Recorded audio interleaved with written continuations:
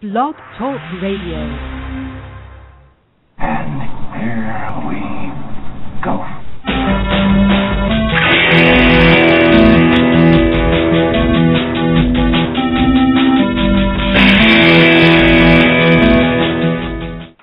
All right, welcome to That Nerd Show. We're back. It's Thursday. It's the end of the week, and we're talking about creepy serial killers and creepy kids, not your own. Although if you want to tell us about your creepy kids, that's cool too, I guess. So anyway, my last DMG, my last dungeon master up in Rhode Island, his 4-year-old son walked into our game once and said, "I'm going to destroy the world with my fire." Well, that would kind of make me take pause. It did. Yes, Ender. Anyway, if you looked at what our show theme tonight was, we are talking about the greatest killers in TVs and movies. I'm one of your hosts, Marcus Blake. With me, as always, is Brendan. Defeater of the Children of the Corn, yes. And with us from now on is TacheT. Hello. Hi. So, anyway, yeah, I thought this would be a good opportunity to, really talk about, killers, because not only do we have the following on TV right now, we've got a new A&E TV series that's starting on Monday, about Norman Bates when he was a child, and it actually does look really good. And we've got Battle Bulls next month. Yeah, so, and of course, Dexter is still going strong, so, we just can't seem to get enough of having, serial killers in our life. So I don't know what that says about us as a society, but I'm kind of okay with that. I need to have some good entertainment on TV. And we've got a show about the BAU as well. You get Criminal Minds. It's been going strong for, 7 seasons now, maybe more? That's true. But I haven't really watched an episode of that since Mandy Patinkin left, so, But anyway, a little bit of news items. There really isn't that much news going on in the world today. We actually covered quite a bit yesterday, but there was one thing that I thought was kind of important. If you do not know this yet, I'm sure most people have heard that they are re-releasing Jurassic Park in 3D, which might be kind of cool, actually. But we are actually going to get a Jurassic Park 4 movie. Yeah. Feel free to be disgusted, if you might. Anyway, they found their director. That was announced today, and it is Colin Trevorrow. And basically, he made his mark doing the low-budget indie film Safety Not Guaranteed, which, if you've been listening to our show, you heard me mention it as a Netflix pick last week. Other than that, Spielberg is executive producing, and that's really about it. We don't know anything else about the film or what the plot line is, but it is slated to be out in 2014. There will be a 2D and a 3D version.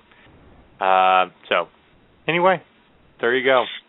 Really, there's only one reason to see the 3D version of Jurassic Park, and that's the scene where the T-Rex eats the dude off the toilet. Although, you gotta go. I do have to admit, love or hate Jeff Goldblum, but that really was a funny scene. As they're driving away and they peer in the mirror, objects in the rearview mirrors are closer than they appear. He's like, "Must go faster. Must go."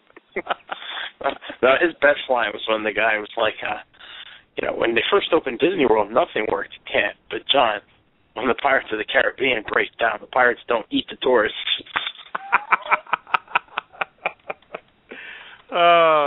No, Jurassic Park is a great movie, and it is actually officially 20 years old. Oh, God, really? Yes, it is. We are that old. How the hell did that happen? Well, there's this thing called space and time, and it... I could explain it, but I would need lots of charts. When you need them. I remember going to see that in the theater, though. Oh, yeah, so do I. Yeah. And TacheT's like, I'm staying out of this conversation because I don't want to talk about it being 20 years old. Well, no, I don't. But see, the thing is I'm going to, no. Just kidding. Trying to keep it safe. Remember yesterday, my phone just kept dying randomly when I started talking bad things.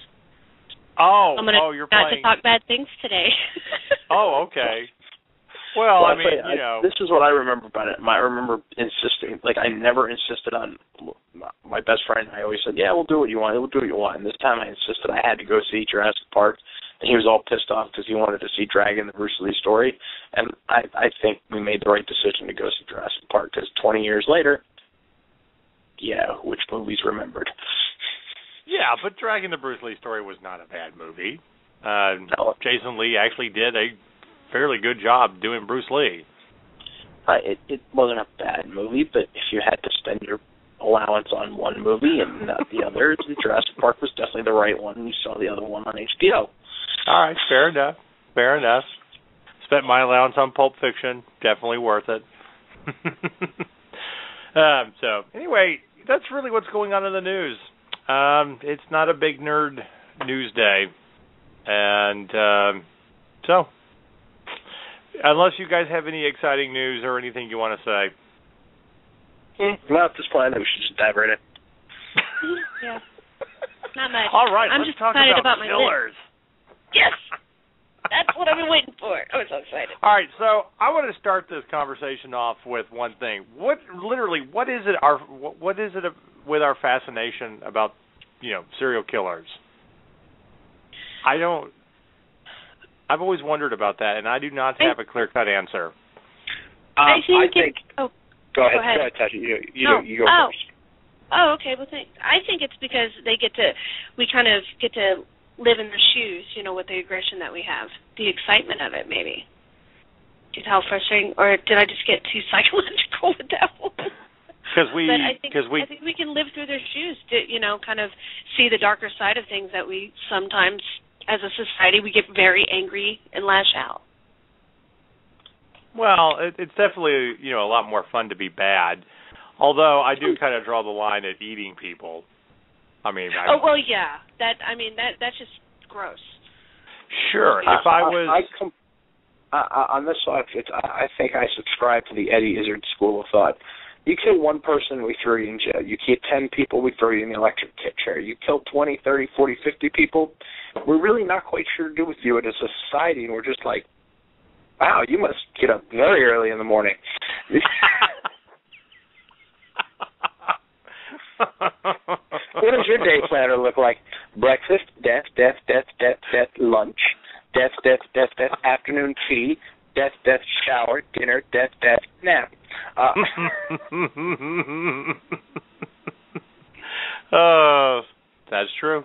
That is true. And the other thing, I've got this really, really fascinating book about serial killers anyway that I keep on my bookshelf. And then, of course, people are like, why do you have a book about serial killers? Because they are fascinating.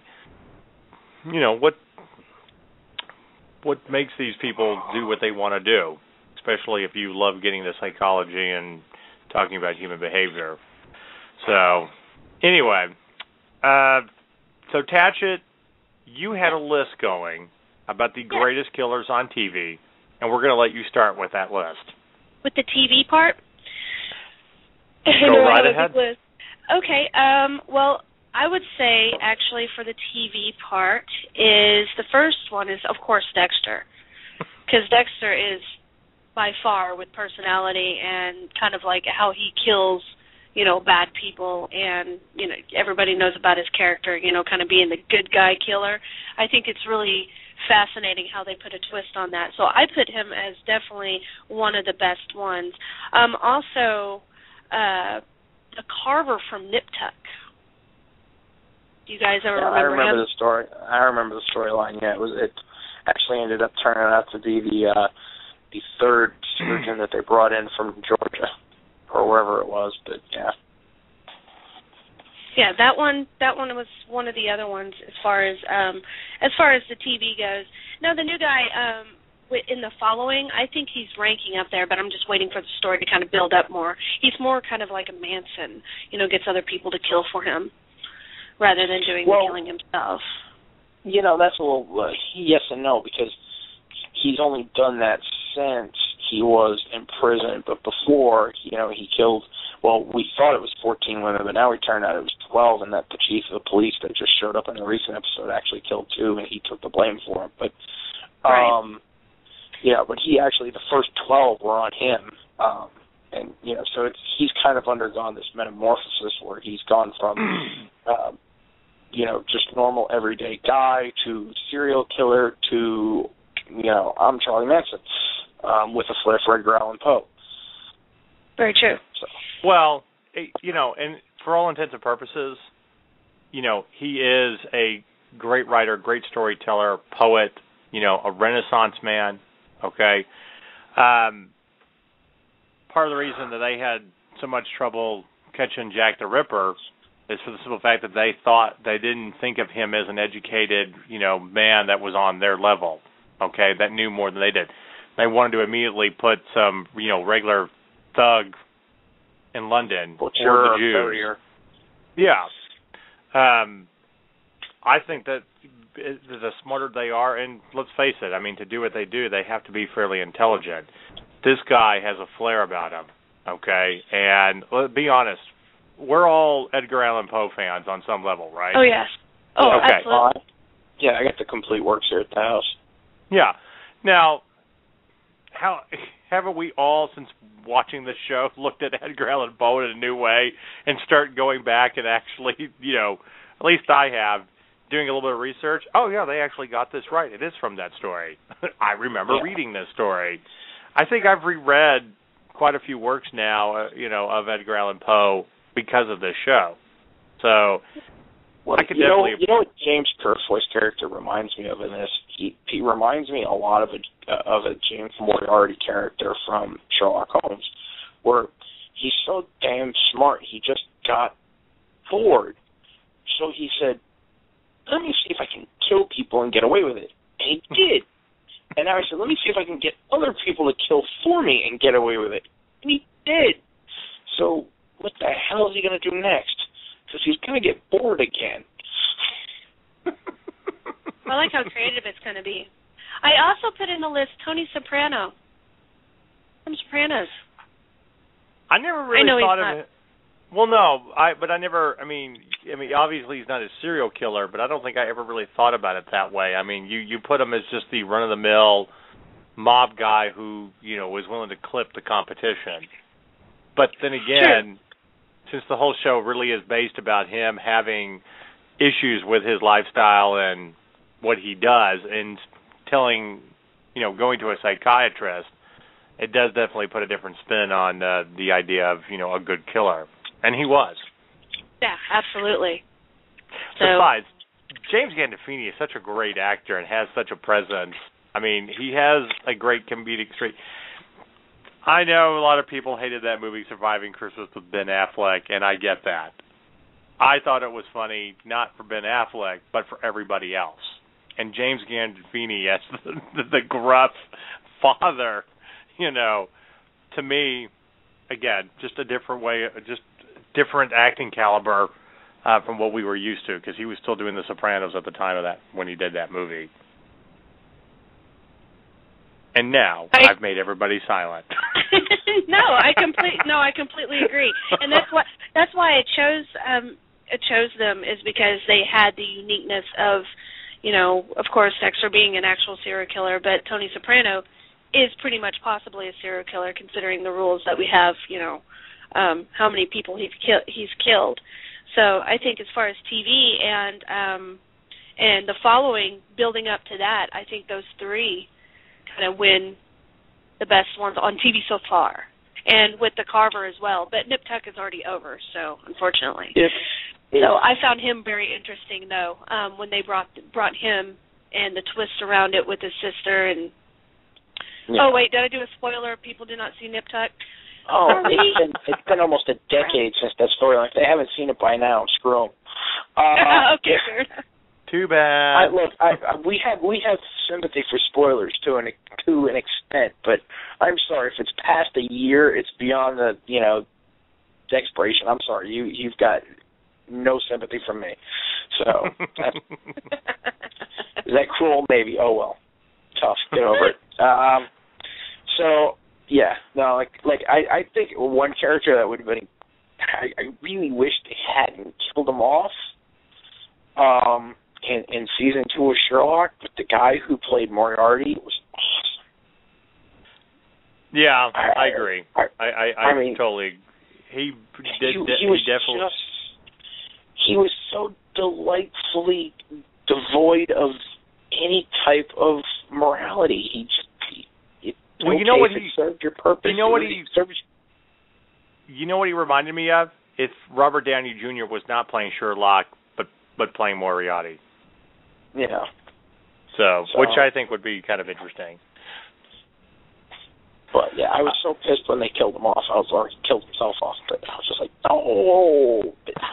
I know one of them had to die because it's Reagan backfall. I get that, but damn, that makes for good television. Totally get that. Now I have to. Excuse me. I just completely lost my train of thought. So who? I know it happens from time to time. Apparently, I can't multitask. Oh. I'm very interested, from a TV perspective. I mean, how they're going to do the, Hannibal. Because Hannibal Lecter, to me, probably is the greatest serial killer. And I think a lot of that comes about not necessarily his story, okay? Because, I mean, that's eating his victims and all that, but the way that, Anthony Hopkins portrayed the character. Yeah. He was polite. He was someone that you could have a conversation with. I love the whole scene where they're basically eating the symphony director and Red Dragon. I didn't know it. No, was he a fiddle player or a whistle? He was one of the instruments, and he was annoying. And how the hell you pick out one instrument in a row of 5 guys that's annoying you, I don't understand. But there was one instrument in that row that pissed him off, and the guy went missing, and they're all like, oh, whatever happened to him? Well, it's no great loss to the symphony, ha, ha, ha. And, they're sitting there and like, where did you get this meat? And he's like, oh, you wouldn't believe me if I told you. It's just like, oh. That's just diabolical. But the worst was when he cracked open Ray Liotta's head and fed him his own brains. Yeah. That was a touch much for even for me. I've never gotten a queasy stomach in a movie except for that scene. Yeah. And here's the thing about, Hannibal. I know a lot of people didn't like it. I really did. Okay? I thought the music was beautiful. I thought the whole, that scene at the end of Silence of the Lambs, or it's not actually at the end, but when he finally escapes and, her friend at the academy is like, well, aren't you scared? He's like, no, he wouldn't come after me. He would, it wouldn't be Kurt. Right. Okay. And that's why he likes his amusements, but he's not going to go and kill something that he's, amused by. And that's why he keeps doing what he, did over this 10-year period while he was living in Europe. Greatest closing line ever, though, Silence of the Lambs. I've got to go, Clarice. I'm having an old friend for dinner. That's true. That is very true. So what else you got on that list, TacheT? Okay, what I have is, do we want to go for the other kind of thing with the movies or the child in movies? I kind of broke it up. Or death count. Let's start with death count. I like death count. Death count? Yeah, okay. We'll go with death count. Okay, now this is going to be quite interesting with the death count. Now I found a website I was trying to gauge in some of this, and of course everybody knows that zombie movies, particularly, I personally think that they're great killers, but they have the lowest death count, believe it or not. The highest death count for any movie was the Grindhouse double feature. 310 people killed in both movies. Actually, that's not actually even correct. Challenge me. I will get you the link. There is another one. Okay. The most on-screen kills in a single movie is Lord of the Rings: Return of the King. There's like over 800 different deaths in that movie. Fair enough. If we go in, we can go in. I didn't know if we wanted to go into horror or thriller or even that's fantasy. like war. I mean, but this isn't. It's not like bad guys getting together and just killing each other because they have a beef. Like in the Grindhouse double feature. Yeah. Yeah. But war, I agree. Absolutely, you're going to have a higher death count always in war movies. That's just part of it. So we can split it up. I mean, that's not a problem. Okay. We'll split it up because I'm being fair on that one because I agree absolutely. I mean, 300, a whole bunch of other movies. To me, the zombie point though that you had makes a lot of sense because normally in zombie movies you're focusing on a small group, and it's right. Usually do you really count zombie kills as killing people? So yeah, there's a lot of zombies that might get killed, but only very few people. So exactly. I don't know. Yeah, it can go kind of either way on those movies, but yeah, that doesn't surprise me all that much. So who else is on the list other than the Grindhouse double feature? The other Grindhouse, and the second running is the 1978 version of Dawn of the Dead. That was at 175 kills. Now, here's the problem, though. I don't know if they're counting the zombies or the people because they weren't that many people. So I think they're throwing in the zombies, which I don't think even should be in this. I think more or less what I would say. Have you guys seen Snakes on Planes? Yes. Yeah. Okay, that was actually a 60 kill count. 60 kill count, believe it or not. But again, I'm noticing here that they have a lot of zombie movies. Why are zombies humans? I don't see them as humans anymore. Well, you know what? I wouldn't be surprised at a huge body count, and it's kind of a war movie, but you're talking about one guy doing most of the killing. But the newest Rambo movie, because I mean, there are some gruesome scenes where he goes to town on people with 50 caliber rifles and machetes, and I mean, he's just vile in that movie. He rips people apart. No. Well, we have Kingdom of Heaven, actually, 610 counts, like you're saying. Yeah. But still running in fourth place is Grindhouse, the double feature. Yeah. Well, but here's the thing, too. Again, I think that's the difference between, bad guys just having it all out and killing each other compared to, a war, okay? And, Kingdom of Heaven actually surprises me about, the low count of dead bodies considering, the end battle and the siege and stuff like that. And I love Kingdom of Heaven. It's a great movie. Definitely one of Ridley Scott's best. But, if you're just talking about, gruesome kills, one of my favorite characters is the serial killer from the episode in the X-Files, Paper Hearts.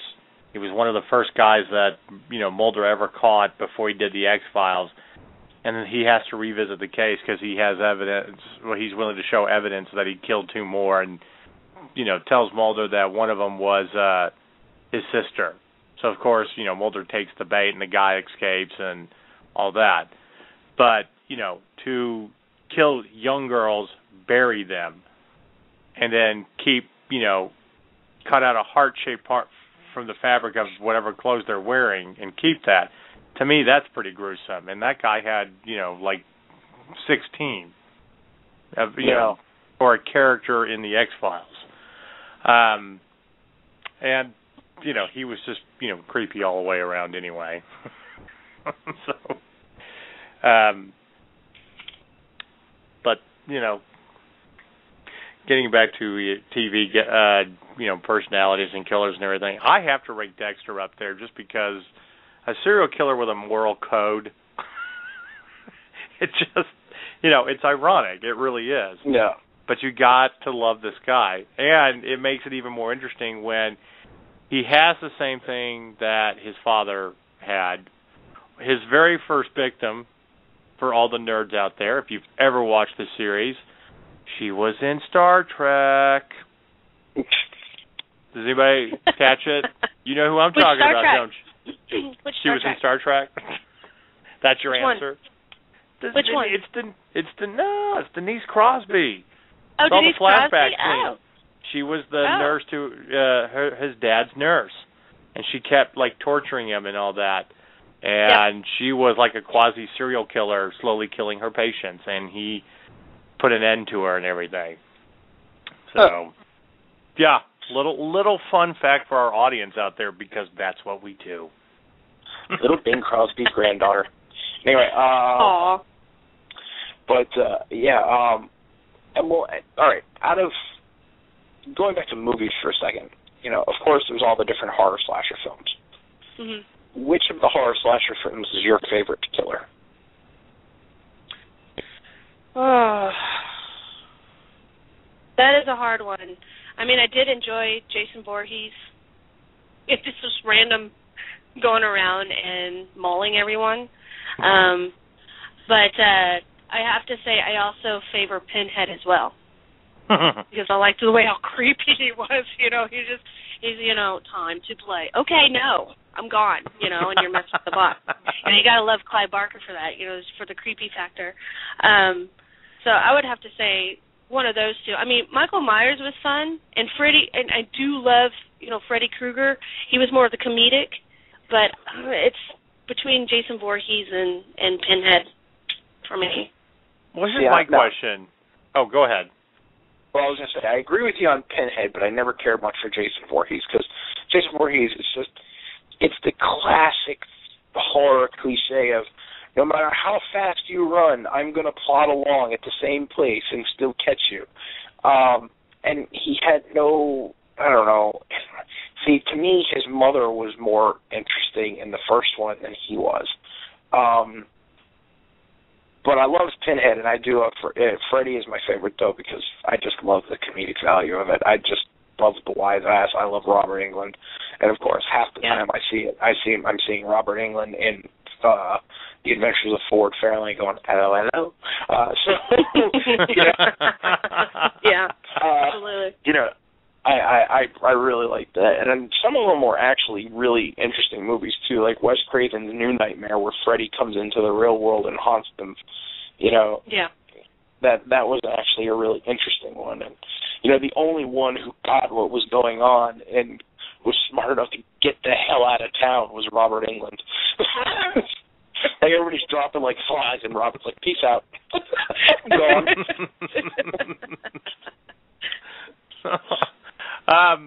I every time I look at Freddy Krueger with Robert Englund, I'm just like, it's Willie the Alien, and he had a breakdown. And now it's Jackie Earle Haley, and Jackie Earle Haley can be very creepy when he wants to be. Well, yeah. Did you want to take this one? No, you go ahead. I'm not gonna butcher the new remake of you might be cut off again. Yes, I'm gonna. Jack Earle Haley, I think, was a good choice to, if you're gonna reboot, Nightmare on Elm Street. He was creepy. He's a great actor. But again, it's as we've talked about on the show, it's hard to step in the shoes of somebody else great. Well. Yeah, I don't think he got the greatest script in the world, but I do like Jackie Earle Haley. I mean, he's great in Human Target. Well, I mean, he did a great job in the movie, but you're right, the movie sucked, and you can't. A lot of why we love these horror films is kind of that campiness from the 70s and 80s, being able to do stuff with prosthetics instead of CGI, and to me, a 21-year-old Johnny Depp and the girl Heather Vanderkamp, are not as annoying as everybody else was in the remake of Nightmare on Elm Street. That's true. But I do enjoy watching Johnny Depp get killed.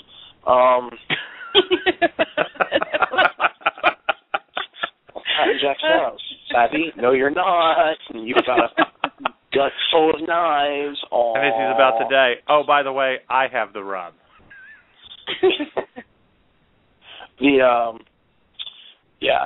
That's great. And of course, Kevin Bacon getting it in the first. It's amazing that both Kevin Bacon and Johnny Depp were both in slasher movies too. but because he, of course, was in the original Friday the 13th. So. Well, here's my question. Do you guys consider the Saw movies slasher films? Yes. Because I really like Jigsaw. Not that I like the Saw movies all together, and I didn't even see the last two, okay? But I gotta make a confession. I stopped after the second one. Well, I agree. I did too. Okay. They took it on way too long and stuff. I mean, and you can throw in, halfway decent actors all you want. I like the idea of Jigsaw, okay? How methodical he is and creepy he is when it's killing, and it's this laid out plan that you're going to face your own worst fears, okay? Well, there's that, and it's loosely based off of a true story, too. It's H.H., what the hell is his name? Now I can't think of his name. But there was a serial killer in America, in Chicago, in the 1800s, and he built a hotel, and basically the hotel was an entire murder house. So Jigsaw there's something to Jigsaw because it's not entirely fiction. It's fiction based in fact. This actually happened in real life to an extent. Right, but and you're right. That makes it better. But at the same time, again, to think of all of this,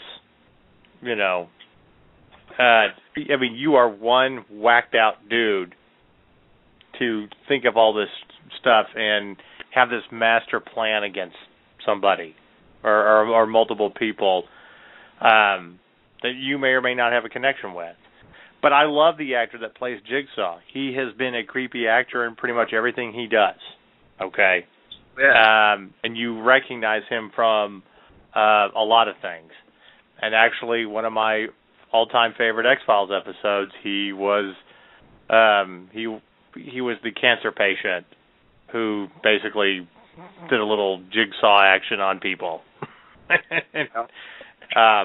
So if we're going to talk slasher films, I got to throw Jigsaw up there just for how brilliant the ideas were. Instead of just I'm going to go around killing people. And that, you talk about Michael Myers. I'm not taking away from the fact that John Carpenter's version was a good movie. Okay. But it's, an escaped mental patient who's seeking revenge and just going to kill people. And then they can't seem to kill him, and he keeps escaping and coming back, even 20 years later. That's the funny part. To me, at least. Yeah, like, I was okay, just like... he's back. Okay. Really? You think after the couple of times he went out and killed people, we would have just, we would have just found a way to get the guy done. Obviously, he's not completely insane. He knows what he's doing if he keeps breaking out to go after the same people. I think we can put him to death. I also want to add, on the list, though, in movies and serial killers, is the Norman Bates. The original. Talk about Norman Bates. It's awesome. He's creepy. Really creepy. Well, anybody that keeps his dead, desiccated mother's corpse dressed in the bedroom and... Mother wouldn't like that. Yeah. Sorry. How screwed up was Norman Bates? Girl, I want to have sex with you. Oh, my mother wouldn't like that. I'll have to kill you. And... Like crosswires, forget crosswires. These guys' wires never even connected. Exactly. Mom says no. Well, and you know what? This is why I'm kind of interested in, the Bates TV show. Vera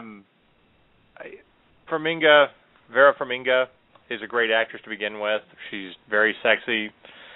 But, Harry Hyman, or whatever the kid's name is from the Johnny Depp movies, the remake of Charlie in the Chocolate Factory and Wonderland. Willy Wonka. Or whatever. Or Neverland. Sorry. Anyway, looks very creepy. He looks like that weird kid that we all stayed away from in school. I mean, I definitely see how this can be a good TV series. You know, as he's getting his chops to learn how to kill people, leading up to that great moment where he stabs Janet Leigh in the shower. And of all places, that's where you're going to do it, in the shower. Always. Yeah, because, I mean, you can use the shower curtain to wrap the body up in. I mean, that's just thinking. I mean, that's good planning right there. By the way, the serial killer Jigsaw is loosely based off of H.H. Holmes, and he had his castle in Chicago. He was convicted of 4 murders, confessed to 27, and is suspected of killing up to 200. He's widely considered America's first serial killer. Interesting. So, yeah. And another good death movie and killer movie based off of a true story was, of course, Sweeney Todd. Oh, yes. I have that on DVD, too. Wait, the one where they sing? Yes. The Johnny Depp version? Yeah. Well, ignore the singing part and watch the killing. It's great. No, I like the Johnny Depp version. Don't they put human in the pies? Yeah, exactly. Which is why when I go to the Scottish Festival out in Arlington, I'm not eating any of the meat pies. Don't eat the pie. Don't eat the pie. Because they look just like the ones that she served in that movie. And it's just like, nah, I'll stick with the haggis, thanks. Admit it, you just want to go out. You just want to go there and borrow the line from, Soylent Green. My God, they're eating people.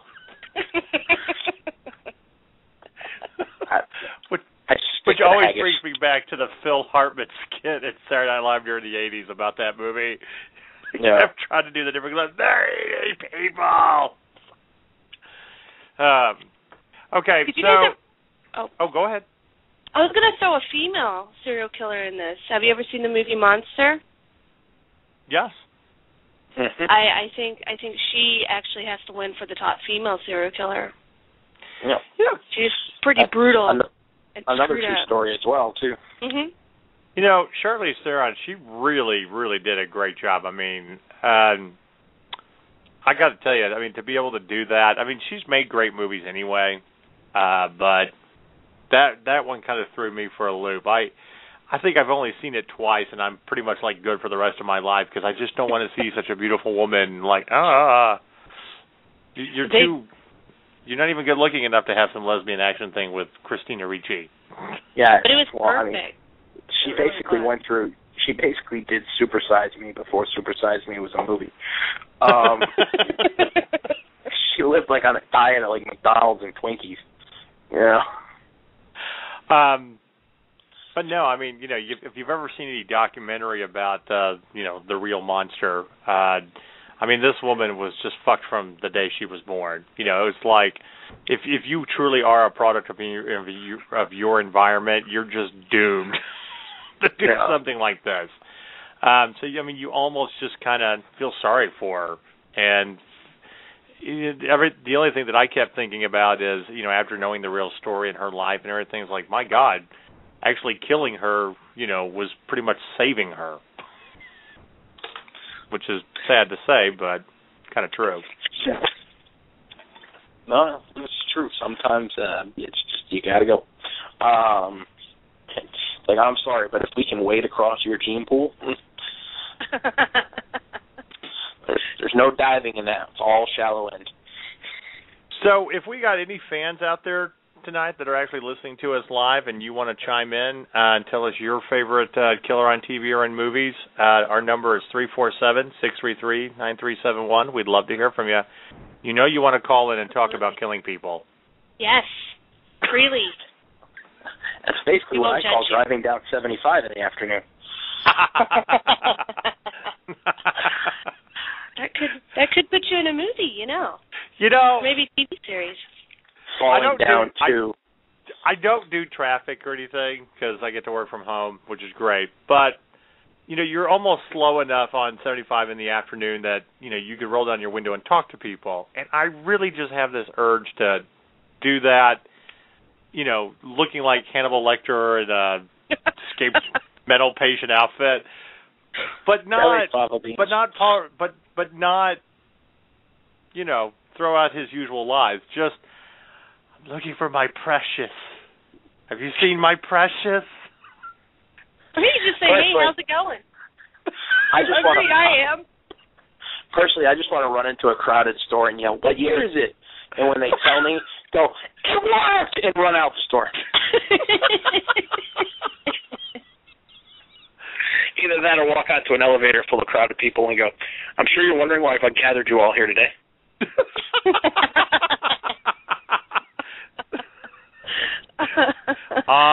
And now we've reached the point in our show where we talk about great practical jokes to annoy the people who are around you. Everyone. Makes them think.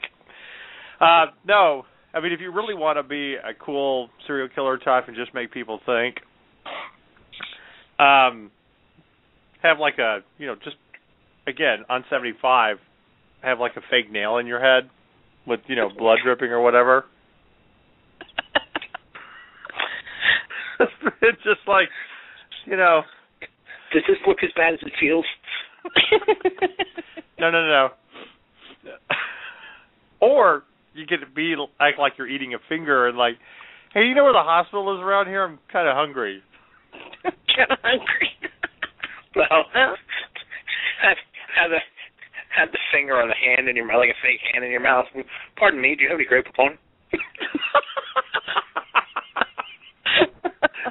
If you're a child of the 80s, you'll get that. Yes, oh, God, that would be awesome. Oh. So I pulled up a list that somebody did of the greatest serial killers in movies, so to speak.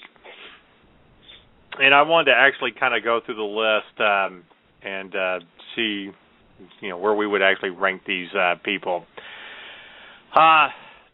The top and number one, obviously, has got to be Hannibal Lecter. But, again, that's an obvious choice. And I'm not going to put him in the top choice because I think there's somebody else in this list that belongs number one. And it's not Jigsaw or Buffalo Bill or anything like that. But we haven't talked about John Doe from Seven. Oh, yeah. Now, what's in the box? What's in the box? Which I still want to go up to a drive-thru window at Jack in the Box and yell at. I might do that for you this weekend. Just because.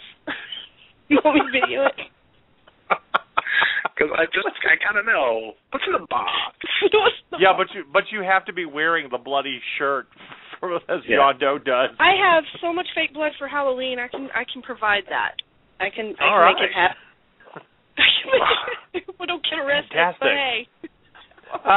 Well, no. I mean, love or hate Brad Pitt, you have to admit, he did a really good job in this movie. At least I thought he did. Oh, he's had some really good movies.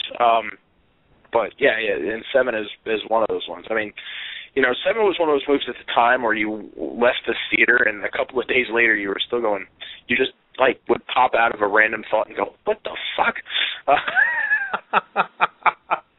I think the worst thing that he did was, keeping the guy alive and take it for 1 year, chained to a bed.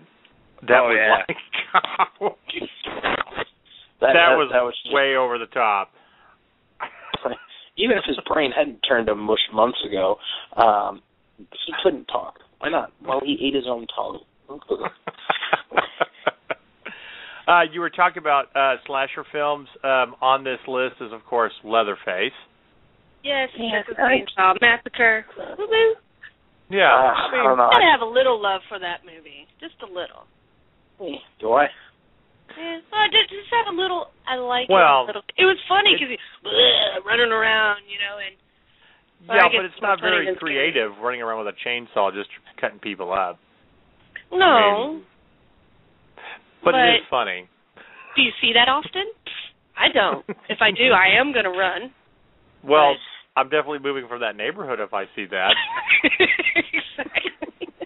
I'm sorry, I just like my killers to have a little panache. Understandable. If you're going to kill me, at least be entertaining. That's all I'm saying. He wore a face, not his. No, not doing it for you. Okay. It's just a glorified lampshade. I'm fine with it. So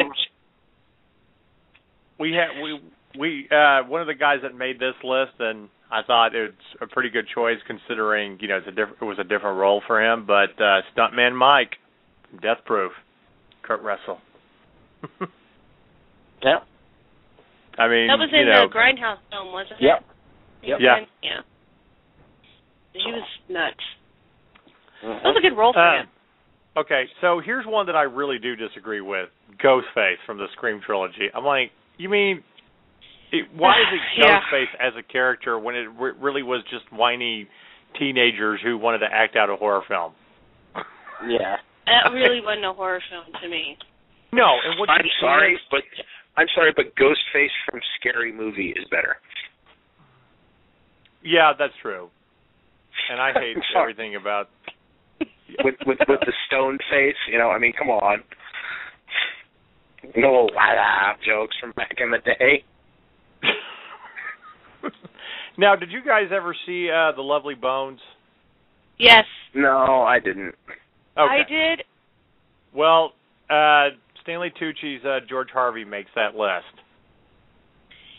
He was good in that movie, but there wasn't a lot in that movie to implement him as actually a serial killer. It was just more of yeah, and that's kind of what I have take issue with. I think the character, if it had been explored a lot more, would have been great.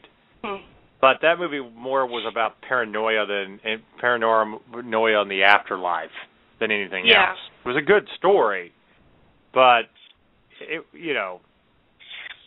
you really want to get into talking about serial killers, then you have to really get into what they do, like Hannibal Lecter. So, of course, on this list, Jigsaw and Buffalo Bill and Norman Bates make that list. Yeah. Buffalo Bill on there. Buffalo Bill was. I'm sorry, he wasn't even the scariest serial killer in that movie. It's gonna make you put the lotion in the box. In the basket. Put it wrong in the box. It puts the lotion on. But any scariness this dude had went out the friggin' door when he danced naked in front of a freaking camera. Oh, that was the best part. I laughed so hard. Honestly, though, the best little reference ever was Clerks 2. And then, of course, the actor that portrayed him went on to play the captain in Monk. And so every time I'm freaking watching Monk, it's just like I see this dude naked with his junk tucked between his legs. Right. You don't see him right. So. Well, getting back to what I was talking about earlier, of course on the list and most people's list, it's always going to be Hannibal Lecter as the obvious choice.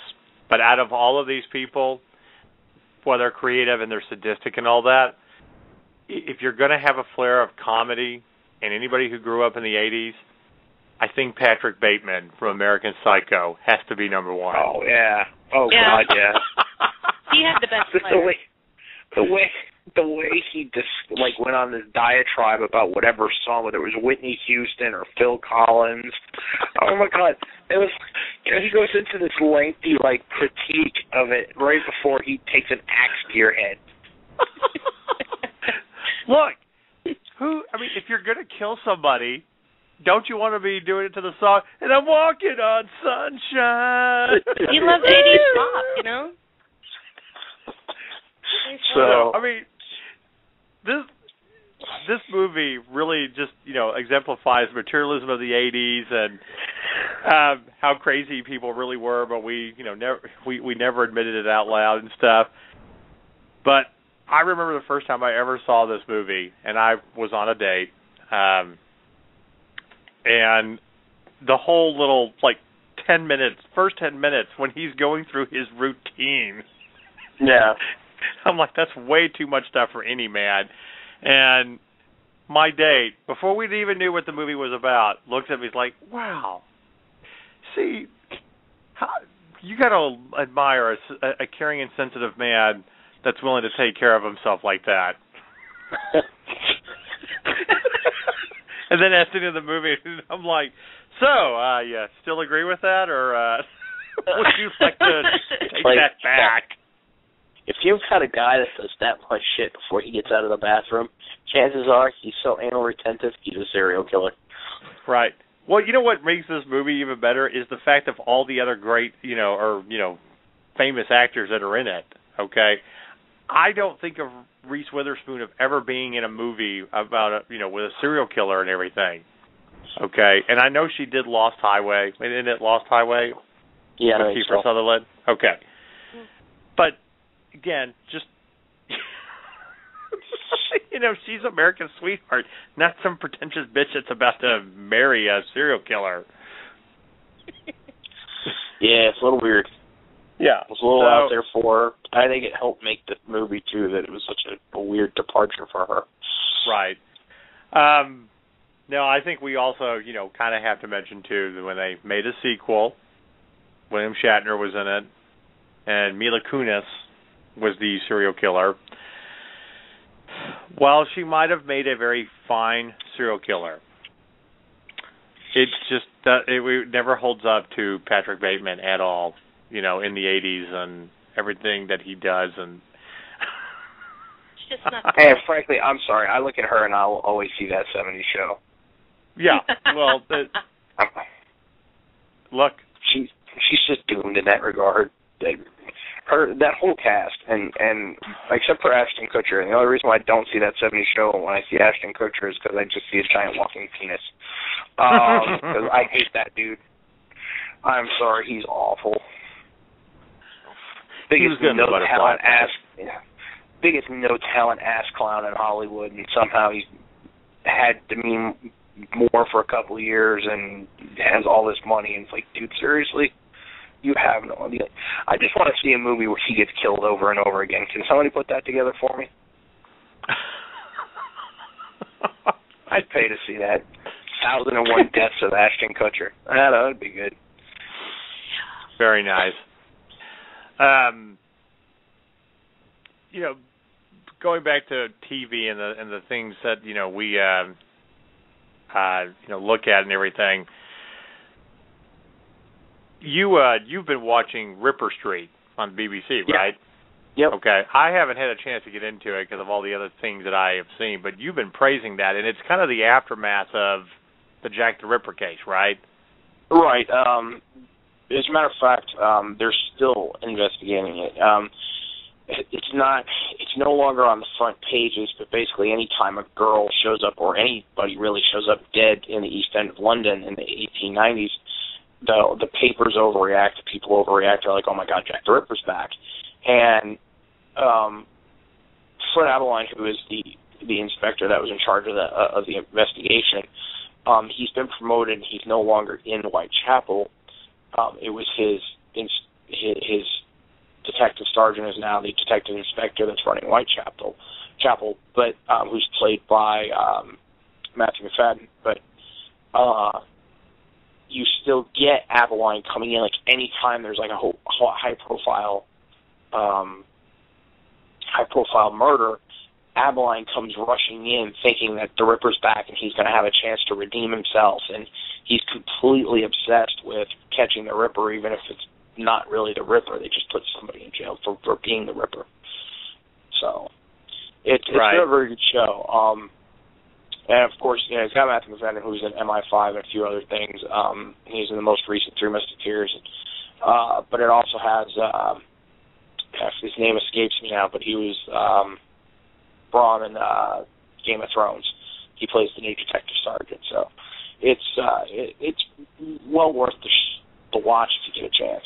Well, the reason I bring this up is I think that, the paranoia that you can create in itself, okay, that basically is paranoia for a generation, okay, because that idea went on for a long time in London, okay, yeah, and that basically creates a character in itself, and having that, I mean, paranoia, that's a great killer in itself, okay, I mean, it's personification at its best in a character, but at the same time,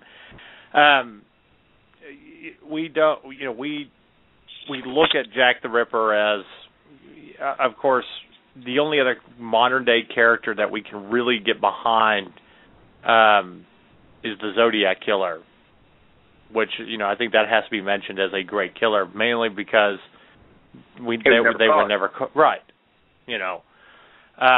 The killers the ultimate cold case files, the killers that get away, and out of all the stuff that's been done about Jack the Ripper, I really, really do love the Johnny Depp movie. Not necessarily so much for Johnny Depp, but again for everybody else.